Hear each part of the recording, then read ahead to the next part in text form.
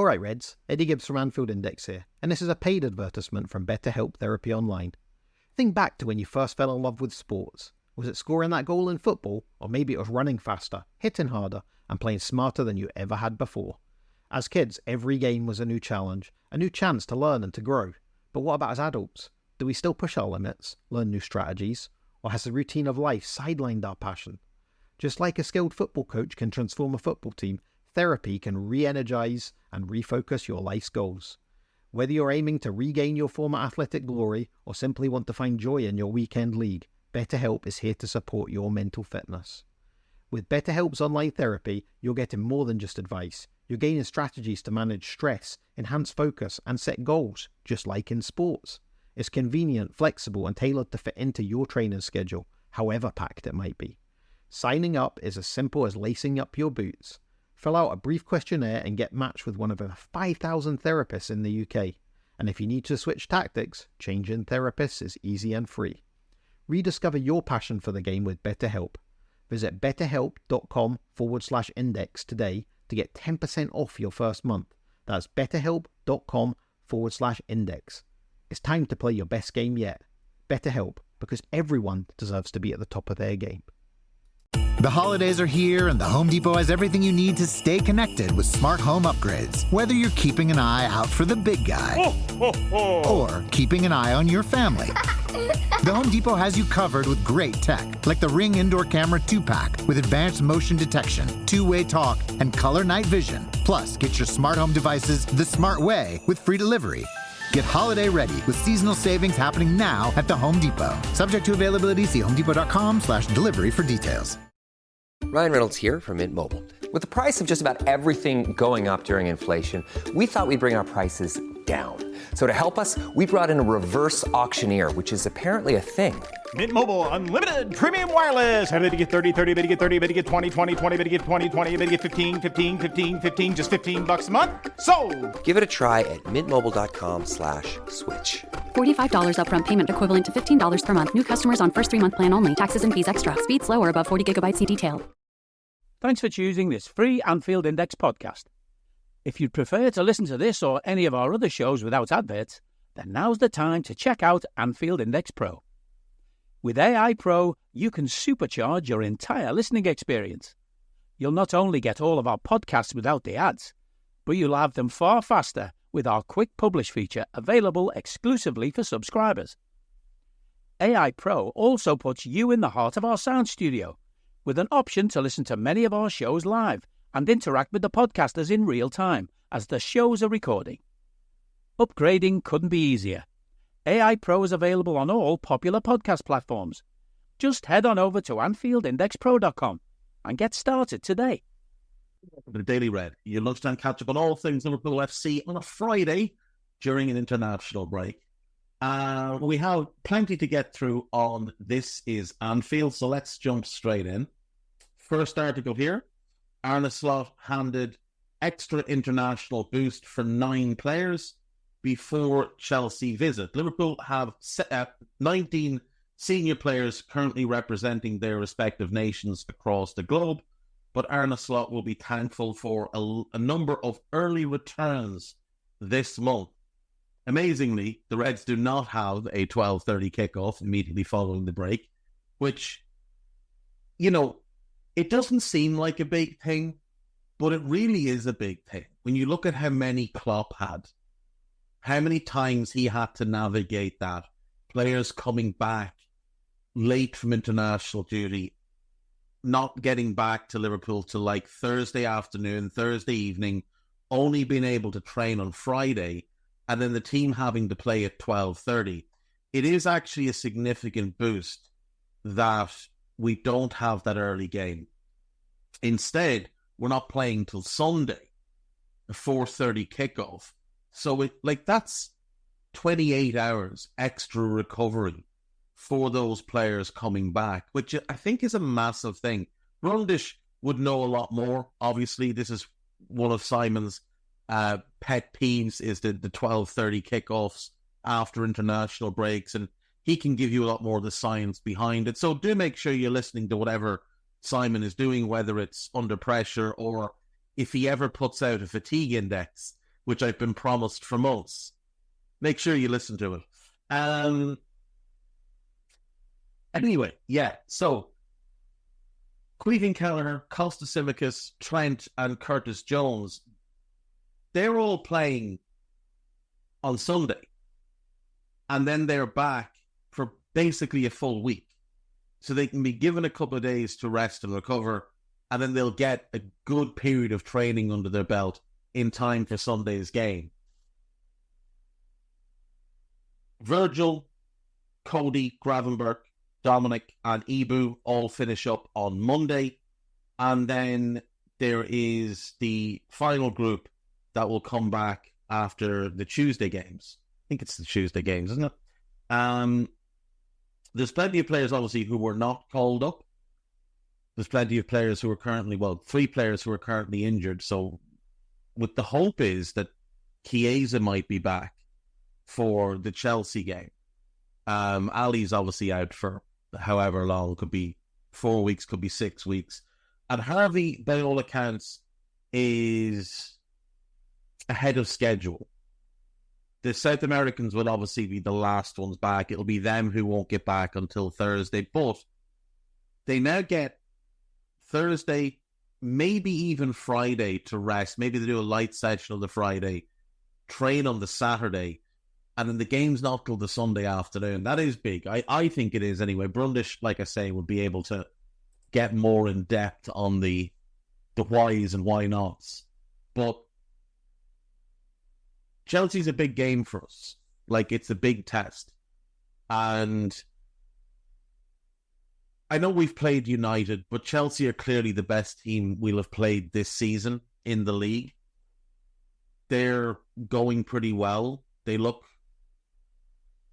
pretty formidable going forward. They still don't look good defensively. And that midfield still doesn't function properly, the Caicedo-Fernandes midfield, because both of them want to occupy similar spaces. I think we can disrupt that midfield, and I think we can really get at that back line.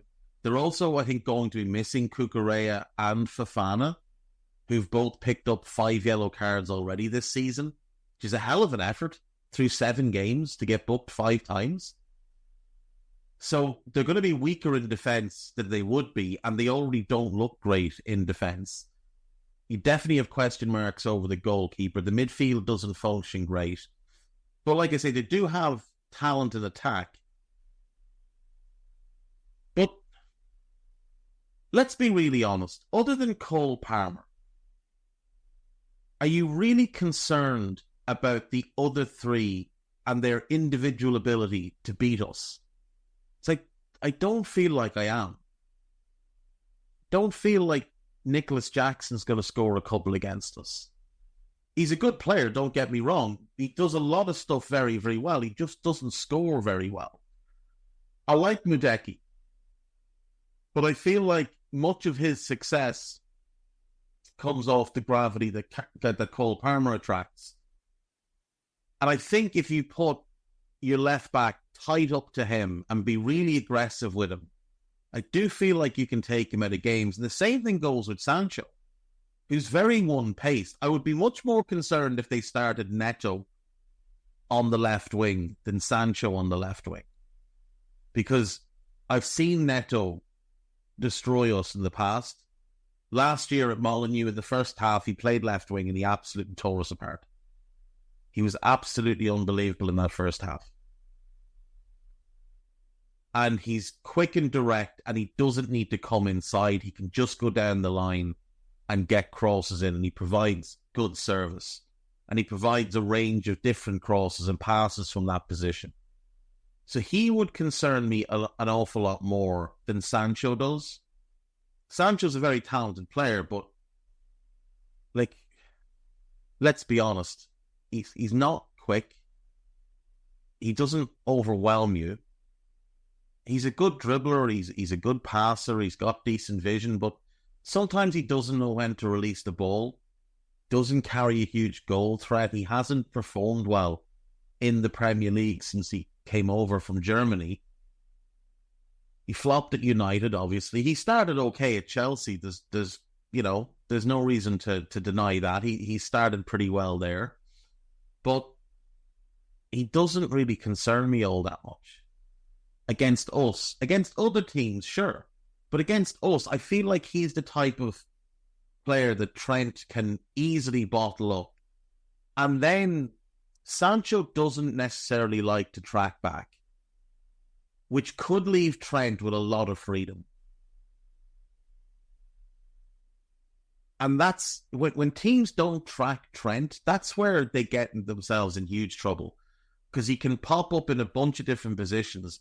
He's got every pass in the book. He's got every crossing option available to him. We know his delivery is top class. I think Trent could be the one that wins us this game with his passing, his crossing ability, because I don't see Sancho tracking him. Certainly not tracking him effectively. What have we got? Next up here on This Is Anfield, retro badge and green design. All we know about Liverpool's Adidas kits for 25-26. Liverpool will join Adidas's long list of football clubs next season as they swap Nike for the German manufacturers, and we already know quite a few details about their offerings. Look, I'm far too old to be buying football kits, but the Nike ones were a bit of a disappointment. I think if we're all being honest, it was a bit of a damp squib. You know, we'd had the Warrior stuff, we'd had the New Balance stuff. A lot of those kits were aesthetically quite nice, but when you spoke to people that bought them, the quality wasn't great. When you speak to people that were involved in sales of those kits, the supply chain wasn't great. So there was issues there. And Nike were meant to solve those issues, and we hoped bring quality kits. Now, look, it's not like all of them were bad, and I think this season's are okay, but they weren't exciting. There was never a kit that dropped under Nike where you were like, oh, that's incredible. So the money didn't seem to come in the way they had hoped either. Like, there didn't seem to be enormous growth between the New Balance deal and the Nike deal, despite the promises that there would be because of their greater supply chain. Now, Mo Chatra would be better placed, obviously, to break that down, but it just doesn't feel like it's a deal. If it was a deal that had worked really well for us, my assumption is we'd be re-upping. But the concern when we signed with them was you looked around at the other clubs that they provided kits for, and the design just seemed really lazy. Like, it was like they had templates and they just copy and pasted them and changed the colour for different clubs. Whereas you look at Adidas and you look at the clubs that they have, and Real Madrid's kit always looks great. Bayern's always looks great. When Milan were with them, their kits were phenomenal.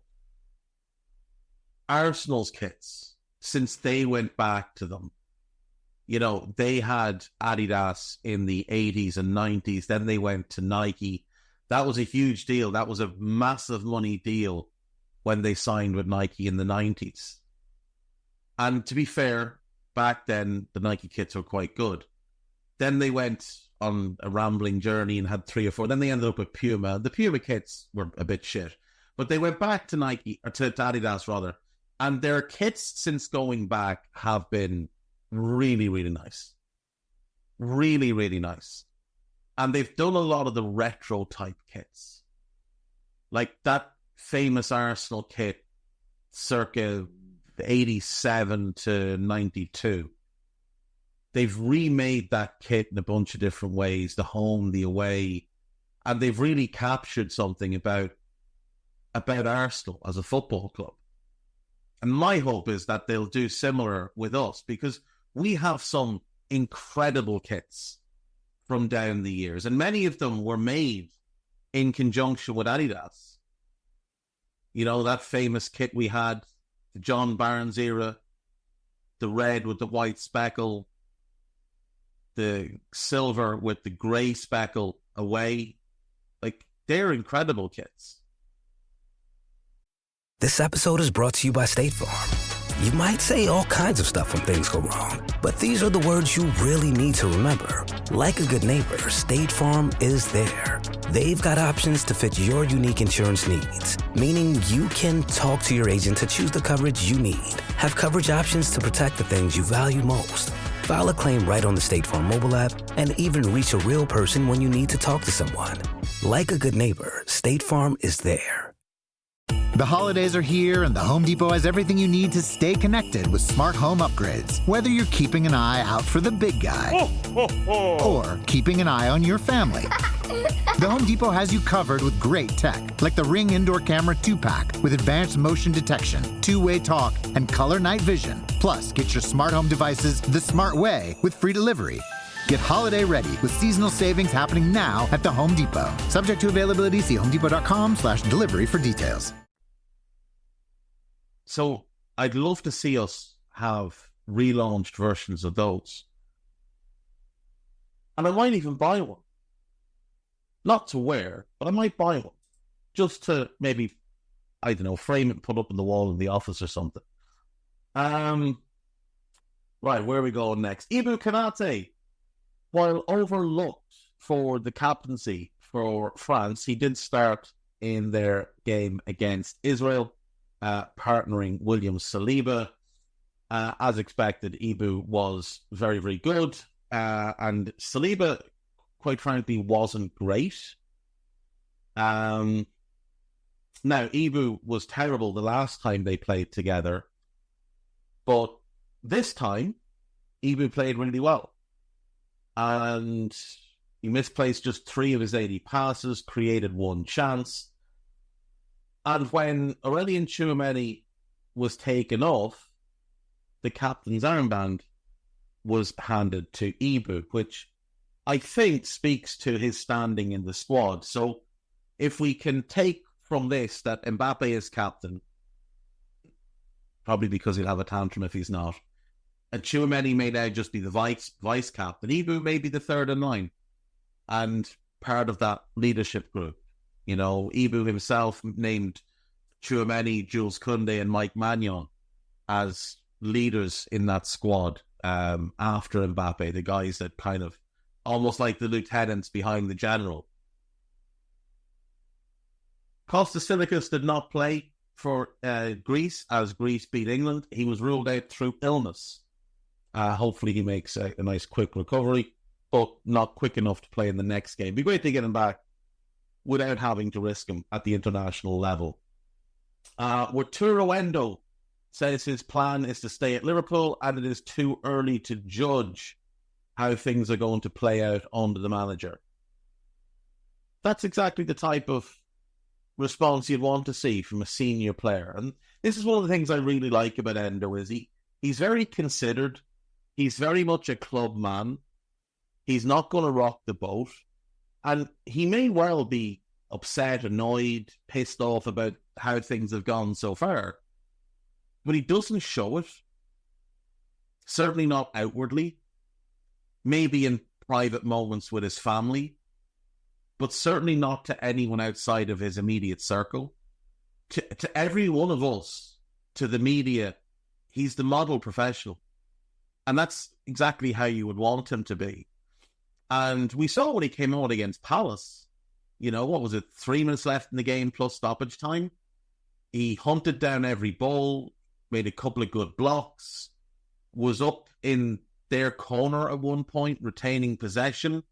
And then in maybe one of the most high IQ moments we'll see all season, when he got pushed to the floor, he knocked the ball with his hand for a throw-in rather than a goal kick, knowing that from a throw-in, they're not going to get as high up the pitch.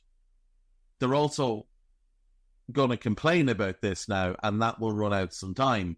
Even if the free kick had been given, it would have been in a less favourable position than if they could have just taken a goal kick. So, yeah, everything about Endo is to be admired. Luis Diaz has been criticised by Colombian media for not looking as sharp in their recent outing. And Alexis McAllister's streak of playing for Argentina has come to an end. He did not play in their game. Last night? Yeah, last night. Liverpool and Premier League players so far, top spot might surprise you. I saw this, and it really did surprise me. Trent, our fastest player so far this season, the 17th fastest in the Premier League. Then Virgil, then Dominic, then Cody Gakpo, which also is a bit surprising. Then Ibu, then Gravenberch, Salah, Bradley, Robertson, and Diaz. Trent being the fastest player in our squad really did surprise me. I'd love to see the sprint that qualified and what the circumstance was. I assume it was a chase back, but it's really good to see, and it speaks to what I've been talking about, how with Trent this season, I've seen some people have, some criticism of him and say, oh, he's not playing as well. I think he's playing really well. I genuinely do, because he's defending really well. He's giving a shit defensively, which we didn't see for the last 2 seasons. And that to me is massive.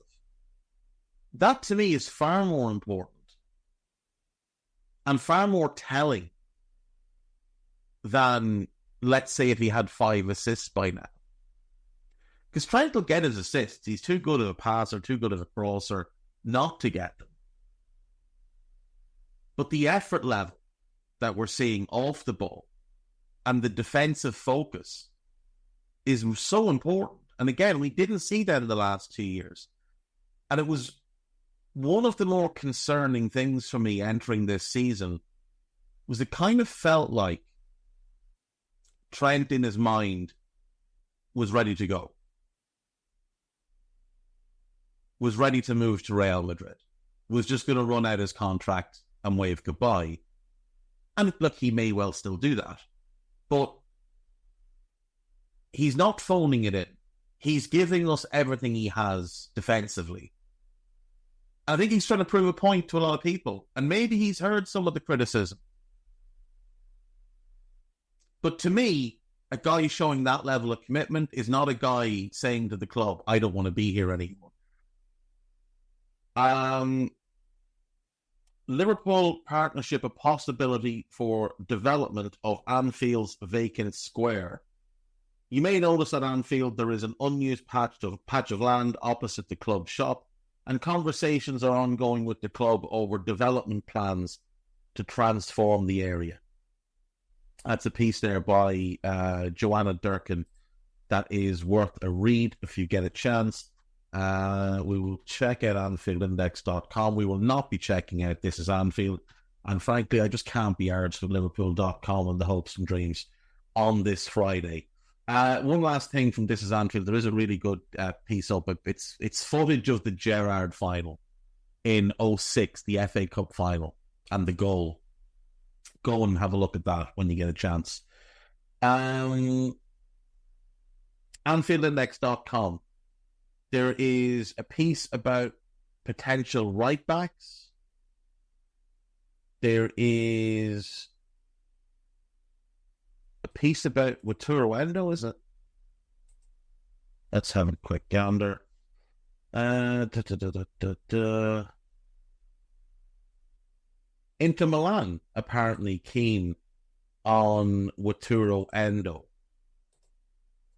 I'm going to say probably not. I don't think he fits into how they play. But you never know. Stranger things have happened. Stranger things have happened. What else do we have here? Bruce Springsteen extends tour at Anfield amidst high demand. Springsteen to electrify Anfield with an additional show. So Bruce Springsteen, along with the E Street Band, I should be able to say these words, considering my mother's the biggest Bruce Springsteen fan in the world. With the E Street Band has announced an additional concert at Anfield next summer. So he's going to play June the 4th and then June the 7th as well. That's very cool. So this calendar year, we had Taylor Swift and Pink play at Anfield. Next year, Dua Lipa is playing 2 nights. Billy Joel or Billy Joel. Billy Joel or Billy Joel? I don't really know. Billy Joel. He's playing as well. That's June 21st. I wonder if Springsteen coming to Ireland, because if he is, I'm definitely going to have to go. I didn't get to go this time around. But if he comes next year, I'm definitely going to have to go. I've seen him 5 times, I think. And he never, ever disappoints. What's this then? Liverpool's contract conundrum, balancing books and ambitions. Okay,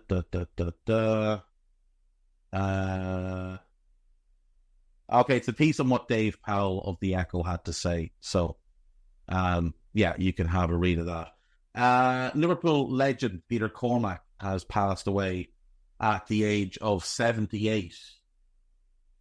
So he played 178 games for the club during a spell from 1972 to 76. He joined us from Forest. He left us for Bristol City, and he won 2 league titles, an FA Cup and a UEFA Cup with us. 78 years of age. Doesn't give us any reason, but yeah.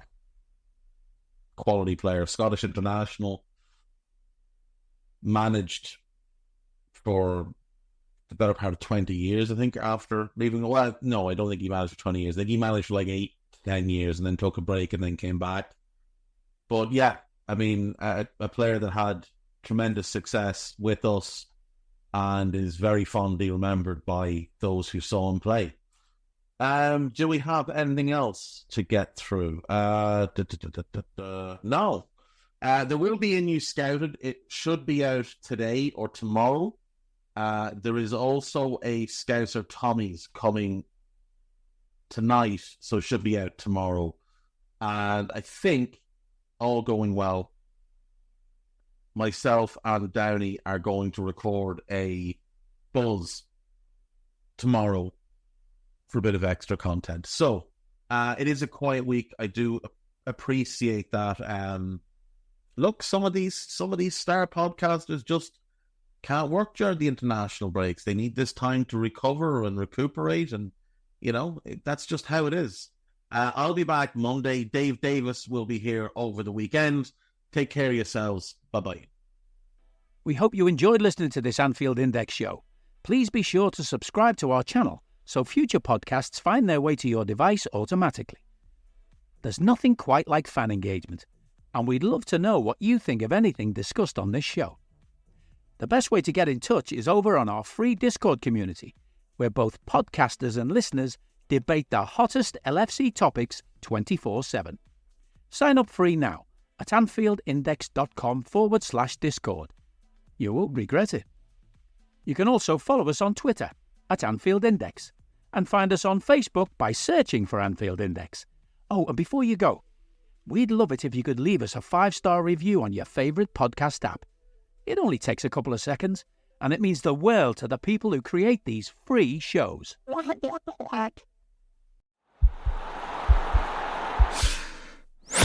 This podcast is part of the Sports Social Podcast Network.